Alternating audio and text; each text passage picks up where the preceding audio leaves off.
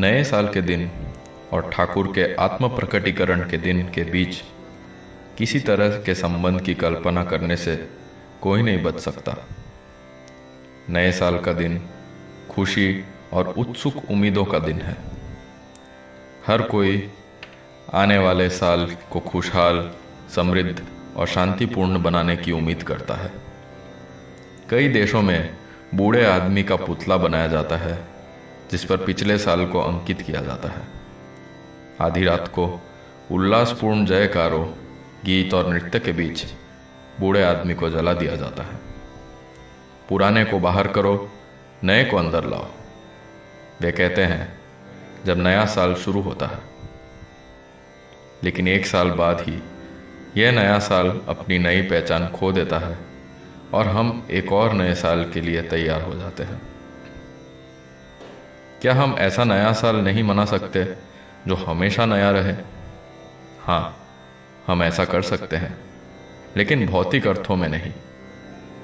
एक नया साल जो समय से बंधा नहीं है, केवल उन आयामों में ही संभव है जो समय से परे है। आध्यात्मिक दृष्टिकोण से नया साल एक नए जीवन, एक नए आध्यात्मिक जन्म का प्रतीक है जो और भी अधिक सार्थक हो जाता है, क्योंकि इसका नयापन एक अस्थायी घटना नहीं है। हमारे सभी आध्यात्मिक प्रयास शुरू में इस नए साल को शीघ्र से उत्पन्न करने के लिए होता है। लेकिन नए साल के जश्न में भाग लेने के लिए सांसारिक इच्छाओं से पूर्ण उस पुराने मनुष्य को विवेक, वैराग्य, प्रार्थना और ईश्वर के प्रति समर्पण के माध्यम से जलाना होगा। जब मन पर्याप्त रूप से शुद्ध होता है तो नया साल शुरू हो जाता है। तब रामकृष्ण कल्पतरु हमारे पास आते हैं और हमारे हृदय को दिव्य कृपा से भर देते हैं। इस मजबूत कृपा से परिपूर्ण होकर हम आध्यात्मिक जीवन के उच्च स्तरों के मार्ग में आने वाली सूक्ष्म बाधाओं का मुकाबला करने में सक्षम होते हैं। तब हमें अपने मन को उन सूक्ष्म इच्छाओं और आवेगों से मुक्त करने में कोई कठिनाई नहीं होती जो अभी भी हमारे अन्यथा शुद्ध मन में मौजूद है। इस प्रकार धन्य होकर हमारा हर अगला पल एक नए साल के दिन में परिवर्तित हो जाता है, जो हमें पूर्णता और पूर्ति की ओर और ऊपर उठाता है। और यही 1 जनवरी को कल्पतरु दिवस मनाने का महत्व है। ये काशीपुर में हुई अविस्मरणीय घटना और भगवान की मुक्तिदायी शक्ति की हर भक्त को याद दिलाती है। एक गंभीर आध्यात्मिक साधक के लिए इस घटना के भौतिक पहलुओं से परे देखने और इसके आध्यात्मिक तत्वों पर ध्यान केंद्रित करने का संकेत भी है। इस अर्थ में कल्पतरु कृपा का वरदान केवल उन चंद भक्तों तक सीमित नहीं जो 1 जनवरी 1886 को काशीपुर में एकत्र हुए थे। यह आज भी ही वैध और सत्य है जितना तब था। और काशीपुर में हुई प्रेरक घटना में भागीदारी की उस भावना को पुनः प्राप्त करने के लिए ही 1 जनवरी का दिन रामकृष्ण भक्त के लिए विशेष महत्व रखता है। 1 जनवरी सन 1886 की घटना तो हम सभी जानते हैं।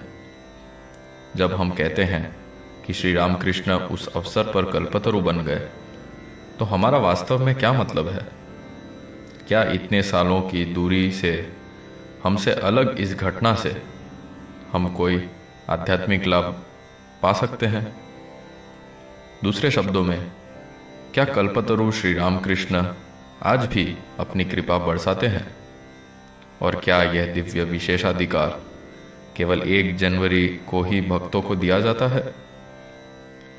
भारतीय पौराणिक कथाओं कल्पतरु या कल्पवृक्ष को इच्छा पूर्ति करने वाले वृक्ष के रूप में दर्शाया गया है।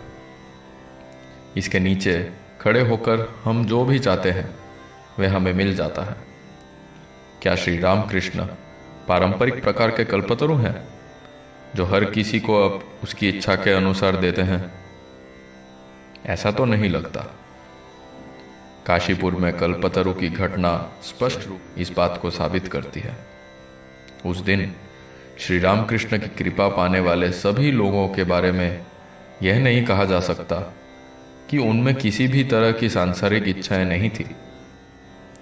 फिर भी यह कल्पतरु उन सांसारिक इच्छाओं की पूर्ति नहीं करते।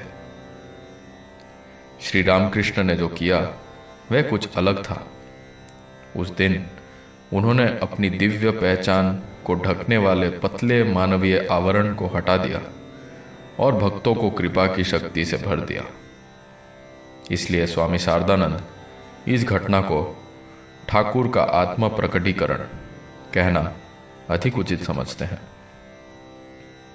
अगर हमें श्री रामकृष्ण के संदर्भ में कल्पतरु शब्द का प्रयोग करना ही है तो यह कहना अधिक उचित होगा कि उन्होंने उस दिन खुद को एक विशेष कल्पतरु के रूप में प्रकट किया था। कम से कम दो कारण हैं जिनमें यह विशेष कल्पतरु अपने पारंपरिक समरूप से भिन्न है। सबसे पहला, यह हमें वह सब कुछ नहीं देता जो हम चाहते हैं। यह हमें केवल वही देते हैं जो अंततः हमें शांति और पूर्णता की ओर ले जाए। इस प्रकार श्री रामकृष्ण के भक्तों और शिष्यों की उस दिन सभी इच्छाएं पूरी नहीं हुई।